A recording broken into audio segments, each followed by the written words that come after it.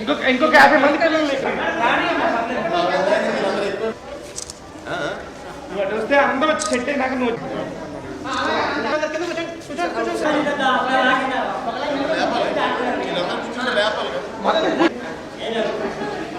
బాబు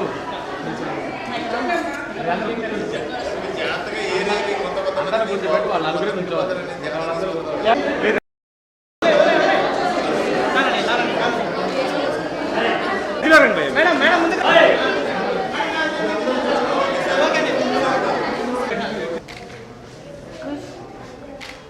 కొంతమంది ట్రెండ్ అన్న బాగుంది చక్కగా వెనకాల అది బాబు వెనక అంటే చెప్పినట్టే తీసుకెళ్ళి ఇచ్చేస్తాను మాట్లాడుతాను మరి కూడా కరెక్ట్ సరిపోతుంది రెడీ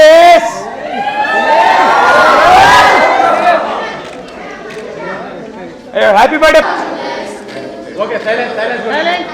నేను ఫస్ట్ టైం ఇక్కడికి అంటే షూటింగ్ పర్పస్కి వచ్చానండి. వచ్చిన తర్వాత అప్పుడు ఇక్కడ భాస్కర్ గారితో అందరితో పరిచయం అయినప్పుడు నేను ఈరోజు ఎవరి బర్త్డేకి ఇక్కడికి వచ్చి ఏదైనా చేయాలని ఉంటుంది నాకు.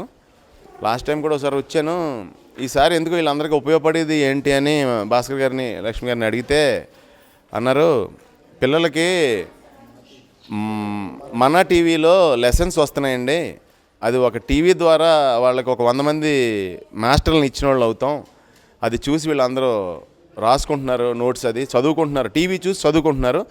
సో వీళ్ళు ఎడ్యుకేషన్ కోసం టీవీ అయితే బాగుంటుందని ఆలోచించి వీళ్ళకి నాకు గుర్తుగా యాక్చువల్గా చెప్పాలంటే నాకు ఈ బర్త్డేకి నాకు గుర్తుగా వీళ్ళందరికీ ఏదన్నా ఇచ్చినోడిని అవుతాననే ఫీలింగ్తో ఇచ్చాను అంతే. కానీ అది పెద్ద ఏం కాదండి, చాలా చిన్న ఇది.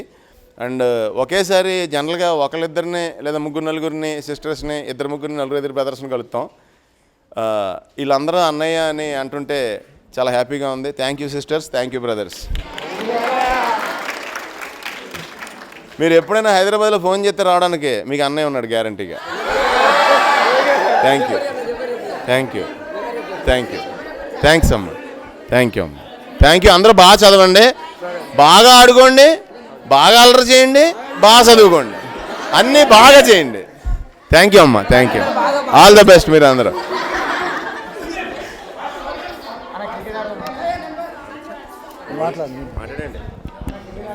అన్నారు మీ పిల్లలను రెడీగా ఉండమని టీవీ తీసుకున్నారు.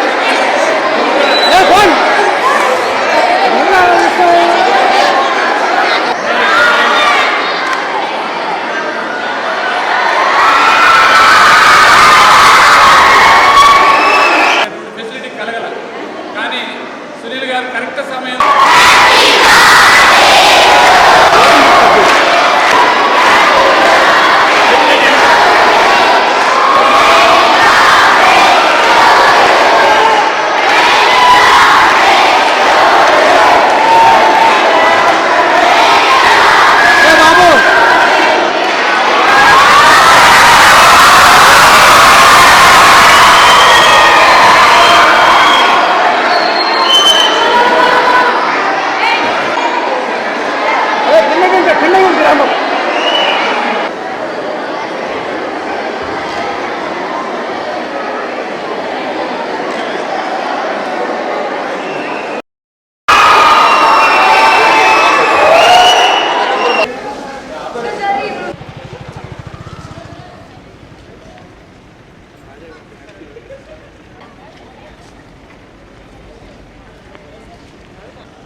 నాకు రెండింటికి పెద్ద తేడా అనిపించలే. నేను పెళ్లి కాకున్నప్పుడు ఓ టార్చరు, పెళ్ళి అయిన తర్వాత ఓ టార్చరు, రెండు అనుభవిస్తున్నా. Thank you. హేమంత్ పెళ్లికి ముందు ఎవరితో నచ్చరు, పెళ్లి అయిన తర్వాత ఎవరితో నచ్చరు? నేను ఎంజాయ్ చేయట్లేదే, టెన్షన్ పడుతున్నా షూటింగ్లో.